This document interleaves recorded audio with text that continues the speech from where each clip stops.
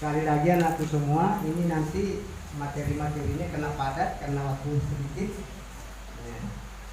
Jadi dipercepat, jadi harus betul-betul perhatikan, konsentrasi supaya ada bahan, ada bekal yang dibawa pulang, ada isinya kepala tentang kesehatan itu, tentang materi-materi yang dibawakan nanti oleh guru. Amina, siap untuk mengikuti dengan baik? Siap. Insya Allah kita berusaha untuk memahami dan insya Allah untuk melakukan juga.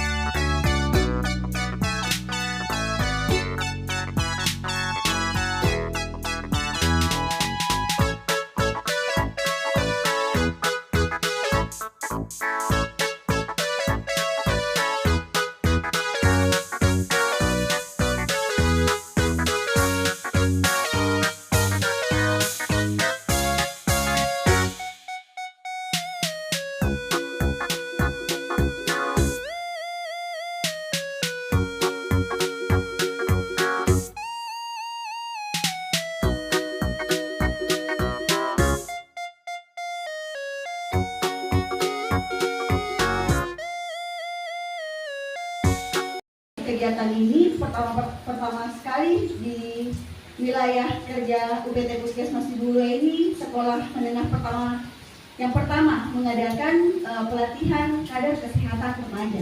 Tepuk tangan dulu untuk jadi belum ada sekolah yang inisiasi untuk mengadakan kegiatan ini. Ya tujuannya ya pastinya untuk supaya ada kader kesehatan di sekolah tak. Kalau di SD itu biasa dikenal dokter kecil. Nih ada beberapa, saya pertama tadi masuk, saya sudah familiar dengan muka-muka sebagian. Muka-muka ternyata pernah pelatihan dokter kecil. Nih jadi materi-materinya hampir sama Ji. Cuma karena remaja Ki, ada tambahan materi mengenai kesehatan reproduksi. Perkenalkan, nama saya Dr. Dinia Triani, saya selaku pembina UKS di wilayah kerja UPT Puskesmas Cibulu. Dan hari ini akan membawakan materi mengenai UKS. Hari ini ada dua pemateri. Ada juga teman dari Puskesmas, Dr. Andi Ayu Salvia, yang akan memberikan materi nanti. Ada dua materinya akan dibawakan oleh beliau. Jadi sehat di semua. Jadi kalau saya bilang salam sehat, kita bilang sehat, sehat, sehat. Supaya semangat kita terima materi. Kalau semangat kita terima materi, gampang biasanya masuk materi. Oke? Jadi salam sehat. Sehat, sehat, sehat. Masih kurang semangat. Masih mau lagi semangatnya Oke? Salam sehat. Sehat, sehat, sehat. Mantap. Ini namanya cadar kesehatan remaja. Sehat. Biasa dilakukan itu penimbangan berat badan, pengukur tinggi badan, pemeriksaan fisik. Itu salah. Sudah semua jadi imunisasi? Sudah semua vaksin? Sudah. 2 kali? Sudah. Setiap apapun yang kita makan pasti ada salapus tipis flat. Itu isinya itu bakteri yang bisa menyebabkan gigi tak berlubang, yang bisa menyebabkan karang gigi, ada gigi. Ini bisa ke nomor saya. Jadi bisa dikoordinasi atau melalui pembina UKS juga bisa. Oke, nanti terkait data-data teman-teman yang sudah kita lakukan pemeriksaan dasar. Yang kedua, pengawasan kebersihan perorangan. Perorangan maksudnya teman-teman ini nanti terima di materi.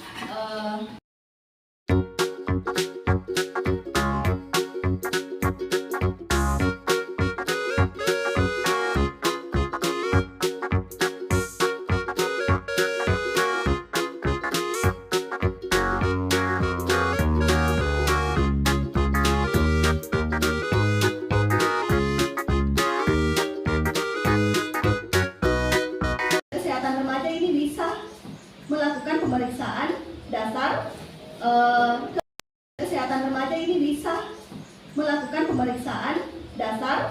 Eh,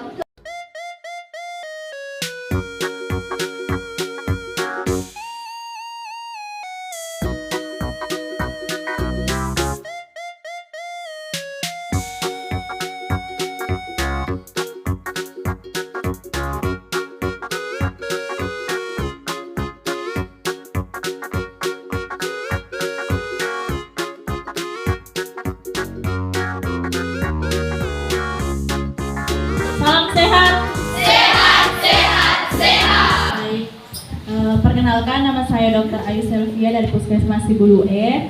Kali ini saya akan menyampaikan materi tentang pertolongan pertama pada kecelakaan. Jadi di sini kita belajar sama-sama ya. Dan mungkin di antara kalian sudah ada yang tahu beberapa hal tentang P3K. Jadi P3K adalah pertolongan. Oke. Apa itu P3K? Ada yang bisa jelaskan apa itu P3K? Tanpa baca di depan. Ada yang tahu apa itu P3K? Yang bisa menjelaskan sedikit tentang apa itu P3K? Ada? Yang pernah dokter kecil ada? Oke, next dokter. Lakukan atau yang perlu kita ketahui ya. Apa tujuannya P3K? Yang pertama, kita mau cegah supaya cederanya atau lukanya itu tidak bertambah parah.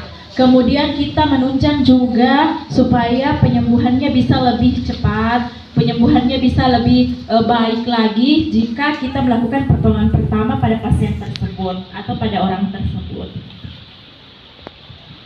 Siapa yang tahu peralatannya P3K? Apa-apa saja tuh alatnya? Ada pembalut segitiga. Pernah lihat pembalut segitiga? Pernah. Kalau tidak ada pembalut segitiga, kita bisa gunakan kasa atau kain yang bisa membantu atau mengganti kegunaan dari pembalut segitiga. Ini pinset, bisa ada bisa tidak, plester luka, kemudian kasa steril dan gunting. Mungkin yang pernah pelatihan dokter kecil sudah tahu ini alat-alatnya di. Yang perlu kita ketahui tentang P3K itu sebagai pelaku itu maksudnya penolong atau orang yang bisa menolong orang yang cedera atau orang yang terluka. Yang pertama, kita sendiri dulu harus mengamankan diri kita dari hal-hal yang berbahaya. Jadi yang pertama misalnya kalian harus cuci tangan dulu, karena orang-orang yang kita tolong kita tidak tahu dia ada penyakit apa atau mungkin dia ada infeksi atau bagaimana kebersihannya. Jadi kita sebagai penolong kita dulu yang harus mengamankan diri kita. Jadi cuci tangan, kemudian memakai kalau misalnya ada handscoon atau yang sarung tangan itu kita memakai pelindung diri. Kemudian kalau misalnya pasien atau orang yang kita dapatkan berada di tempat yang tidak aman, misalnya di tengah jalan atau misalnya di lingkungan sekolah di bagian yang berumput atau di bagian yang berpasir, kita amankan dulu, kita bawa ke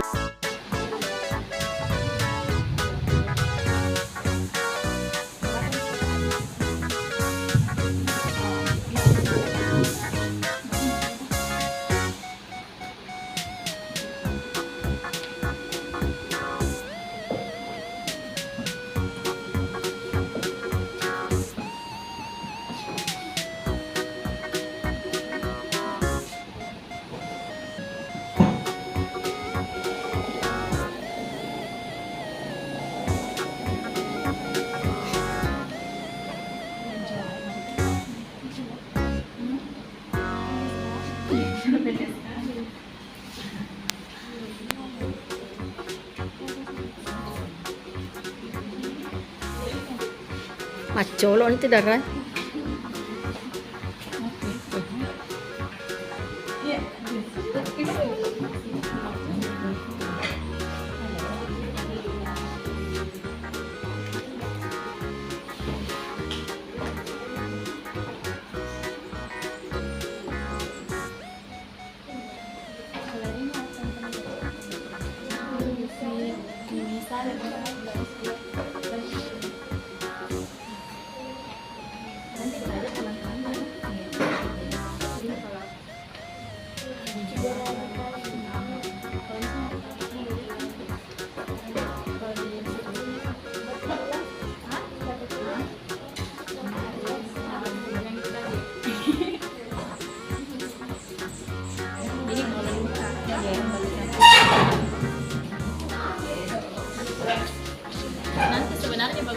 praktekkan supaya teman-teman tak lihat kan.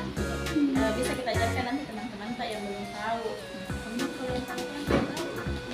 Ya, anggota PMR ini yang pernah mengikuti di kabupaten latihan Apalagi mana? sudah sampai ke kabupaten 1 tahun.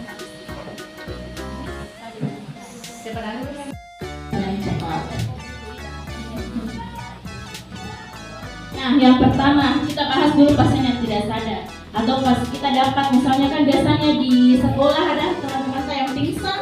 Nah, yang pertama kita bahas dulu kalau orang tidak sadar apa yang perlu kita perhatikan. Jadi ada 4 tingkatan kesadaran penderita, yaitu kita nilai dari kesadarannya, maksudnya kesadarannya dia bisa membuka mata atau dia bisa bicara. Tidak sadar. Jadi tadi bagaimana cara tak tahu dia sadar atau tidak sadar? Panggil biasa. Kalau kita tahu namanya Ashari. Ashari, panggil kencang mungkin terus tepuk. Kalau dia tidak sadar, tidak respon apa lagi? Nyeri. Nah, rasa nyeri. Nah, rasa nyerinya itu bisa di dada, bisa di ujung jarinya. Nah, kalau di dada, begini. Caranya itu pelintir di bagian dadanya. Kalau dia merespon, dia akan, kalau misalnya dia langsung sadar atau dia akan mengerang, berarti ada respon. Atau kalau dia tidak respon dengan cara seperti tadi, bisa di ujung-ujung jarinya kita kasih rasa nyeri. Terus bagaimana tadi itu 3, look, listen, and feel, lihat, rasakan, sama dengarkan. Lihat, dengarkan, sama rasakan napasnya. Ada atau tidak kita rasa napasnya. Kalau kita lihat ada tidak, di sini kita lihat pasti kayak ini. Kata Ashari, kita lihat ada berarti ada pergerakan dinding dada, berarti napasnya aman Ji. Kalau misalnya tidak kita lihat, kita bisa rasakan. Kita dekatkan ke telinga di bagian mulutnya. Nah, biasanya kita hanya didengar suara napas. Kalau tidak ada juga kita rasakan lagi napasnya ada atau tidak. Kan kalau kita dekatkan ke kepala tak di mulutnya, kalau dia ada pernapasannya masih aman, napasnya kita rasakan di kulit tak. Nah, terus kalau dia kalau dia pernapasannya tidak aman atau dia tidak dengar ada jalan, kita tidak dengar ada pernapasannya, kita tidak lihat ada kembang pipis. Nah, itu tadi kita lakukan cara itu, kita buka jalan napasan namanya itu head, tail, and chin lift. Dia tidak bisa begini. Nah, Dia apa dah? kita lakukan head, tail, and chin lift namanya. Jadi kita tarik begini supaya ini jalan napasnya di sini terbuka. Nah, Geli. tahu nih caranya tuh, tarik di begini. Nah, jangan kita tarik keras di begini. Pelan-pelan. Aja buamnya mana? Pelan-pelan seperti ini kita tarik dan ini begini, terus kita buka. Kita buka dagunya, nah. Jadi kita tarik seperti ini. Kan dia ketawa. Kita tarik seperti ini, terus kita buka mulutnya, jadi dari dagunya kita tarik keluar, kita tarik di bawah, nah. Terus dahinya kita tarik ke atas. Jadi jalan napasnya ini terbuka kayak begitu, nah. Terus tadi ini itu untuk kalau kita curiga patah leher. Kapan kita curiga patah leher? Kalau dia jatuhnya dari ketinggian tinggi sekali tempat jatuhnya, biasa kita curiga patah lehernya. Ini Itu patah harus leher. ditekan di bagian sini. Kita tarik ke atas begini, terus kita buka. Kita buka di sini, kita buka. Begini. Nah, jadi kalau misalnya kita mau bawa ke puskesmas, jadi ada satu orang buka dulu itu jalan napasnya. Karena sebenarnya biasanya biasa kita lihat yang dipasangkan di sini kayak di lehernya, bipolar namanya. Biasanya kita punya itu, tapi kan kalau di puskesmas tidak ada, berarti kita pakai tangan saja untuk sanggah supaya terbuka terus jalan napasnya. Nah, rasakan Ji, coba periksa sama bagiannya. Ada sekitaran sama bagiannya.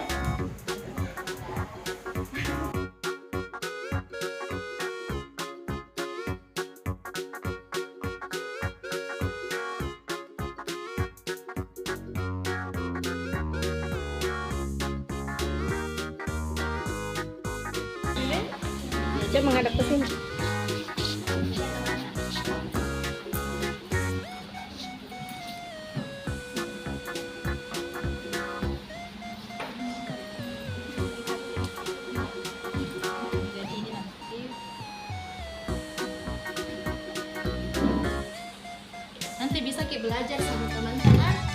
balut luka bagaimana secara langsung. Terus ini kalau dia ada kecurigaan dia patah tulang atau tulangnya bergeser. Hah?